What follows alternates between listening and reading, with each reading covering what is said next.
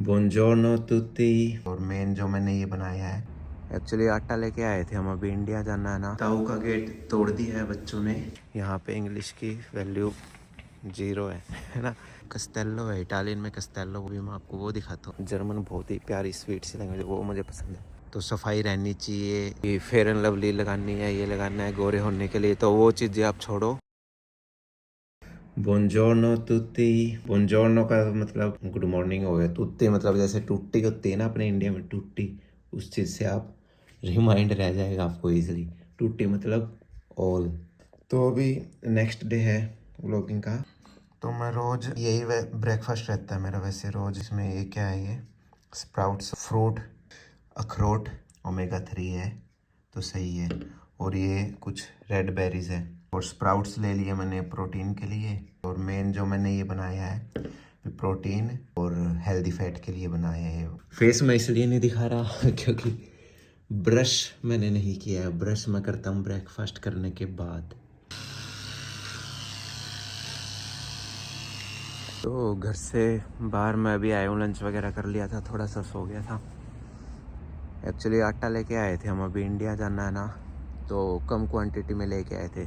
But उसमें क्या है कि वो प्योर नहीं है। बांग्लादेशी भाई की दुकान से लेके आए थे, ठीक है। जो भी सामान होता है ये या तो इंडियन की शॉप होती है या पाकिस्तानी या बांग्लादेशी चीज़ें मिलती है खाने पीने की इंडिया की वो, ठीक है। तो अभी मैं देखने आया हूँ 1 kg समथिंग ले लेते हैं आटा, फिर उसमें मिक्स कर लेंगे ताकि वो सही रहे। पार्किंग है ऊपर, इधर सोसाइटीज़ कुछ टाइम पहले बनी थी, अब इधर जाएंगे। फरीना इंटेग्राल है, मतलब कि प्योर आटा मिल गया यहाँ पर। 00 यानी कि कुछ पिज़्ज़ा, कुछ ब्रेड, कोई किसी चीज़ कोई किसी चीज़ के। ये भी नया स्टॉक आया है सेट करने के लिए। ये भाई ताऊ का गेट तोड़ दिया है बच्चों ने। यहाँ का लॉक वाला सिस्टम हटा दिया बच्चों ने, क्योंकि बार बार आते हैं जाते हैं तो पेरेंट्स परेशान हो जाते हैं, बार बार बेल बजती है तो, और ऐसे बच्चों को जानने नहीं देते खेलने के लिए। ताऊ का ताला ही ख़राब कर दिया, तोड़ दिया। वॉक पे जा रहा हूँ वीडियो बनाने के लिए, तो सोचा थोड़ा सा निकल लेता हूँ। आटे का सिस्टम हो गया है सेट। मम्मी को मैंने पैकेट लेके गया और दिखा दिया है ओपन करके, तो वो होल व्हीट ही निकला। तो पहले वो मैदा टाइप का सा लग रहा था जो शॉप से लेके आए थे बांग्लादेशी। कल वाले ब्लॉग में आपको थोड़ा हंसने का मौका मिल जाएगा, मेरी थोड़ी सी बेइज्जती करने का, क्योंकि मेरी इंग्लिश स्लिप हो रही थी, अटक रही थी। Actually I don't get here chance to speak English in Italy because the people here don't use English.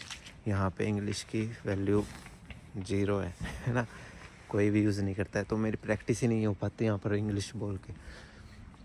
यहाँ पर इंग्लिश नहीं, जर्मन चलती है और इटालियन लैंग्वेज चलती है, ये 2 लैंग्वेज चलती है। इंग्लिश की यहाँ पर 0 वैल्यू है, कोई भी नहीं बोलता। तो इंग्लिश आती भी है, अगर प्रैक्टिस नहीं होती कोई भी लैंग्वेज हो तो फिर फ्लुएंट नहीं बोली जाती, ठीक है। तो इसलिए अगर मेरी इंग्लिश में अगर थोड़े वर्ड्स में गलती आए भी तो हंस लेना, मजाक उड़ा लेना, कोई बात नहीं, मुझे बुरा नहीं लगता। क्योंकि मुझे खुद को ये चीज़ बुरी नहीं लगती कि मुझे इंग्लिश आती है नहीं आती है, क्या फ़र्क पड़ता है। मदर लैंग्वेज तो हिंदी है ना, वो तो आ ही रही है। हिंदी नहीं आ रही थी मुझे एक बारी। इंडिया हर साल ही जाता हूँ, पहले मैं 2-3 साल बाद ऐसे जाता होता था। तो हम गाड़ी में बैठे थे इंडिया में, मेरे फ्रेंड्स थे, वो मेरे से बात कर रहे हिंदी में, और मैं बोलना चाह रहा हूँ अंदर से, मेरे मतलब ज़बान पे अटकी हुई है लैंग्वेज की, निकल ही नहीं रही है। बोलना चाह रहा हूँ, ऐसे फील हो रहा था कि मैं गूंगा हूँ, मतलब कि बोलना चाह रहा हूँ, अंदर से बोल रहा हूँ और बाहर वर्ड्स नहीं निकल रहे। ऐसी मेरी हालत थी पहले, हिंदी नहीं बोली जाती थी। तो फिर मैं इमोशनल हो गया था, मैं आंसू से ही आ गए थे मेरे, तो आंखें भर गई थी मेरी उस वक्त। तो हाँ, खुद की अगर मदर लैंग्वेज ना आए तो थोड़ा ज़रूर बुरा लगता है, लेकिन इंग्लिश क्योंकि मेरी मदर लैंग्वेज नहीं है तो मुझे फ़र्क नहीं पड़ता। पर्सनली अगर बताऊँ तो मुझे पसंद भी नहीं है इंग्लिश बोलना। ये है क्योंकि इंग्लैंड वाले राज करके गए थे ना इंडिया पे, तो मुझे पसंद नहीं है इंग्लिश बोलना पर्सनली अगर बताऊँ तो। ये बार है, मतलब कॉफ़ी पी लेता हूँ। कॉफ़ी इस टाइम पीऊँगा तो जैसे आप देख पा रहे हैं रात हो रही है, तो फिर मैं सो नहीं पाऊँगा। कस्टेलो है, इटालियन में कस्टेलो बोलते हैं, हिंदी का मुझे पता नहीं है। अभी मैं आपको वो दिखाता हूँ, थोड़ा अच्छा लगता है वो इस टाइम रात में। जर्मन लैंग्वेज बोलना मुझे बहुत पसंद है, मीठी लैंग्वेज है, सॉफ्ट लैंग्वेज है, बहुत अच्छा लगता है। इटालियन वैसे बोल सकते, थोड़ी सी स्ट्रॉन्ग लैंग्वेज है इटालियन लैंग्वेज जो है ना। जर्मन बहुत ही प्यारी स्वीट सी लैंग्वेज है, वो मुझे पसंद है। तो देखो रंग बिरंगे पड़े हैं डस्टबिन बड़े बड़े, ये मेटल और कांच के लिए है। ये इसके ऊपर लिखा हुआ है पेपर है। ये वाला जो है कार्टन मतलब गत्तों वगैरह के लिए है। आपको हर तीसरी गली में है ना ये मिल जाएंगे, इसलिए यहाँ पर सफाई रहती है। तो सफाई रहनी चाहिए या ऐसे, उसके लिए फैसिलिटीज़ की भी ज़रूरत होती है। अब मैं इंडिया जाता हूँ तो वहाँ पे कचरा फेंकने के लिए डस्टबिन ही नहीं मिलते। यहाँ पर थोड़ी थोड़ी दूर में, ये तो मैंने आपको बड़े वाले बताए हैं जो घर के कचरे के लिए होते हैं, बट हम चल रहे होते हैं तो छोटा मोटा कचरा, टिश्यू पेपर, कागज़ वगैरह जो भी होते हैं, तो छोटे छोटे डस्टबिन यहाँ पर थोड़ी थोड़ी दूर में है, कहीं भी चले जाओ। और मैं इंडिया जाता हूँ ना, मेरे को डस्टबिन मिलते ही नहीं है। वो छोटे छोटे, ये बड़े वालों की बात तो छोड़ो आप, छोटे छोटे भी नहीं मिलते। कचरा फेंकने के लिए मुझे बहुत प्रॉब्लम आती है। तो मैं क्या करता हूँ, टिश्यू पेपर भी होता है, चाहे कोई भी रैप होता है, टॉफ़ी होती है, कुछ भी छोटा मोटा इतना सा भी कचरा मान लो आप, वो भी फेंकने में दिक्कत आती है। तो मैं क्या करता हूँ, पहले तो ढूंढता हूँ कई दूर तक, स्पेशल रुक के ऐसे ढूंढता हूँ, मिलता नहीं है तो मैं जेब में डाल लेता हूँ जो भी कचरा होता है। फिर वो पॉकेट में इकट्ठा करता हूँ जो भी फेंकना होता है, क्योंकि मैं रोड पर नहीं फेंकता वो। अब वहाँ के जो मेरे फ्रेंड्स या साथ में जो भी मेरे साथ होते हैं, वो फिर हंसते हैं मेरे पे, तू बेवकूफ़ है क्या यार, नीचे फेंक दे, देख कितना बड़ा डस्टबिन है, मतलब रोड पे ही फेंक दे। बट मैं फिर भी नहीं फेंकता। सफाई सिर्फ चाहने से ही नहीं हो जाती, उसके लिए फैसिलिटीज़ की भी ज़रूरत पड़ती है ना। डस्टबिन अगर होंगे थोड़ी थोड़ी दूर में तो कोई क्यों नीचे फेंकेगा। अब अगर उधर मिल भी जाते हैं डस्टबिन, चंडीगढ़ में जैसे है ना, तो इतने फुल होते हैं कि जगह ही नहीं है उसमें, वो कब कचरा ही नीचे गिर रहा है निकल निकल के, वैसे नहीं हो पाता। ये मैं आपको दिखाना चाहता था, कस्टेलो, कैस्टल बोलते हैं इंग्लिश में। इतना साफ दिख नहीं रहा है रात को, मुझे लगा सही से दिखेगा, फिर कभी डे टाइम में दिखाएंगे।